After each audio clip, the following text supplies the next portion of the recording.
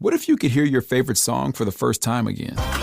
Introducing the all-new, reimagined Nissan Kicks. With an available Bose Personal Plus sound system that uses speakers in the headrest to create a 360-degree listening experience.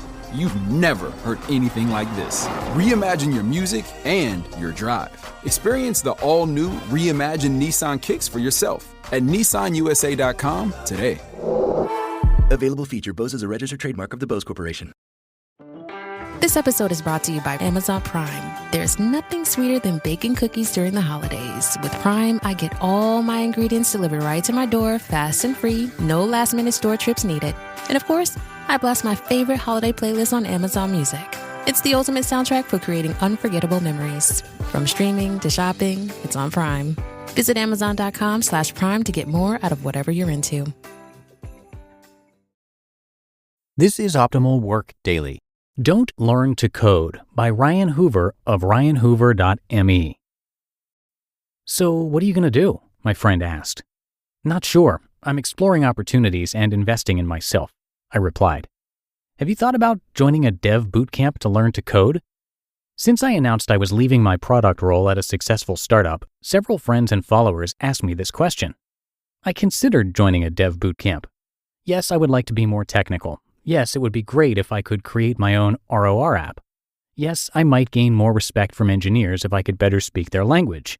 But as with any decision in life and in startups, there's an opportunity cost.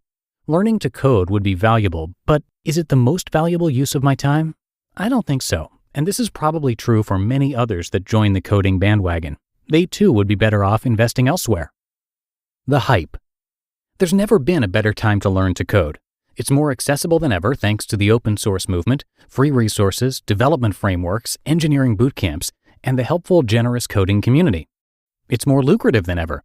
It seems every tech company is hiring engineers, many of which gladly offer six-figure salaries for entry-level coders. It's more glorified than ever as legendary investors like Paul Graham and films like The Social Network celebrate geeks. As a result, everyone is learning to code. But should they? Of course, companies rely on more than just ones and zeros. Technology by itself isn't enough. Much more is involved in crafting a successful product and business.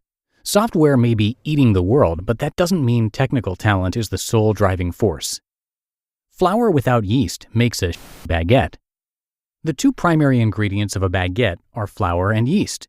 Combining the two converts the fermentable sugars present in the dough into carbon dioxide and ethanol, turning the sticky, flat substance into a plump, airy treat.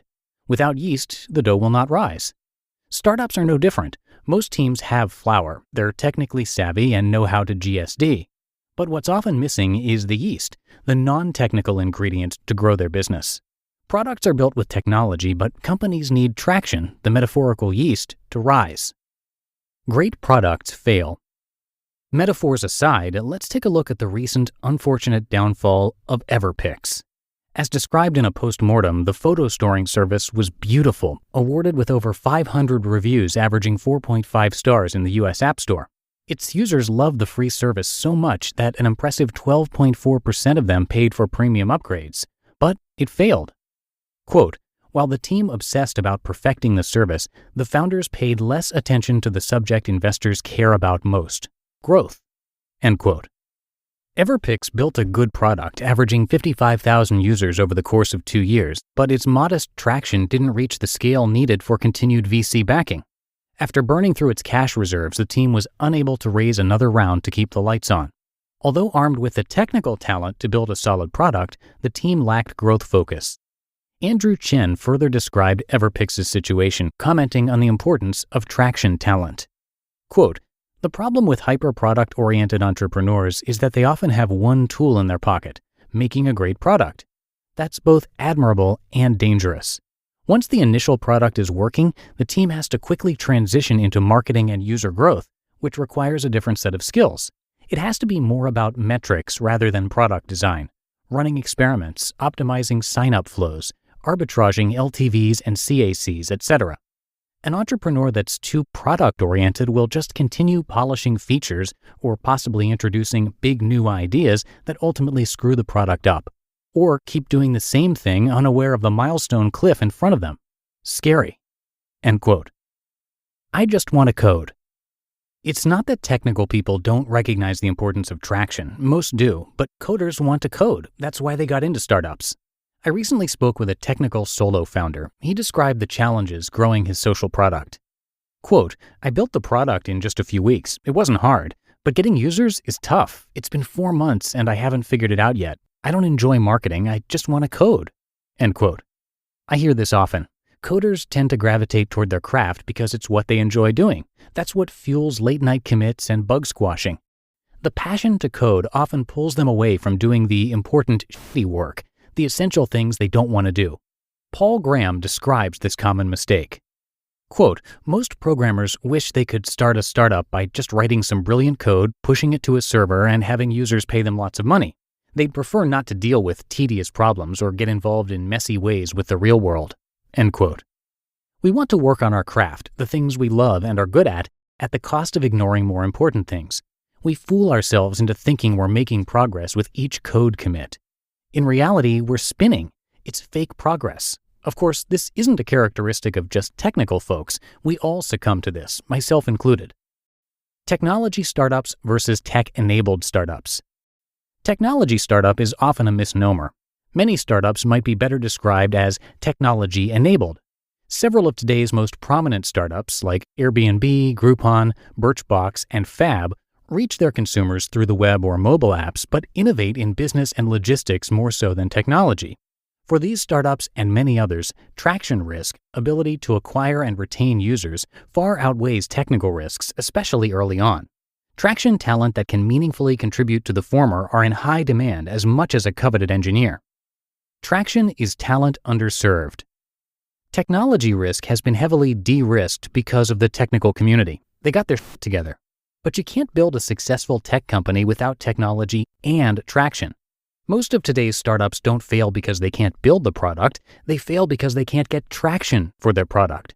Founders continue to trust in the build it and they will come fallacy, launching with little thought in go-to-market strategy. They ignore the importance of sales, data-driven iterative design, and distribution. These are non-technical responsibilities. If it's the technical community's responsibility to build the product and the non-technical community's responsibility to get traction, why aren't more people in the latter investing in their craft to solve startups' biggest weakness? Don't take my advice. I'm in no position to judge other people's decisions. I don't know your background, context, or motivations. Joining a dev bootcamp to improve your technical skills may be the best thing for you, or it might not. Before jumping on the coding bandwagon, ask yourself, 1, what do I want to do? 2, what am I good at? 3, what does my company need? If coding fits all 3 checkboxes, do it. If not, reconsider where you invest your time. So what are you going to do?